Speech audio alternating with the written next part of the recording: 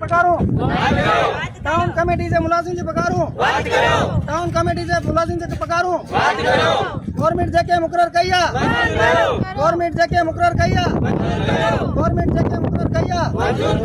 town committee से मुलाजिम से पगारों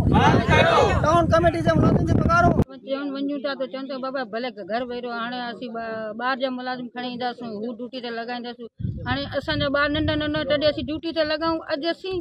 असांजा ॿार जवान थिया आहिनि असीं उचे कचे में बीठा आहियूं 8-9 साल थी अञा ताईं कचे में अञा कचे में 9 साल थी विया 20-25 साल तो असीं न करे जेको पगार अचे थी उहो त असांखे ॾियो हाणे 22-23 में छा थिए थो हींअर गवर्नमेंट जी पगार जेको आहे सरकार तरफ़ां 40,000 रुपया मुक़ररु थियल आहे कचो मुलाज़िम हुजे चाहे पको मुलाज़िम हुजे उहो अव्हां जो मुतालबो इहो त असांखे 40,000 रुपया जेको उहो पगार मुक़ररु करे ॾिनी वञे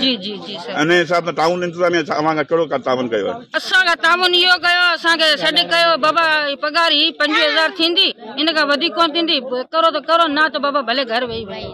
अच्छा अभी केतिरा ॾींहं थिया आहिनि कमु कयो कोन पिया ढोनारी सफ़ाई जो अॼु 5 ॾींहं थिया असांखे अभी घर वेठा अव्हां को बि अमलदार या चेयरमैन असांखां तावन न शहर वारे खां तावन कयो न को ऑफिसरनि सां तावन कयो असां ॿार बीमार थी वञनि त अटो बि 2000 में कोन मिले थो सही आहे इहो मसलो आहे असां पगार वधाई वञे अव्हां केतिरो मुतालबो केतिरी पगार कई वञे असांजी कम से कम 35 कई वञे कम से कम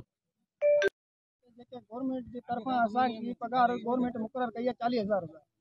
असांखे ॾेई वञे पई 23,000 रुपया पगार असांखां इहा नाइंसाफ़ी थिए पई असीं गवर्नमेंट खां प्रेस करब वारे सां विनती करियूं था त असांजे लाइ महिरबानी करे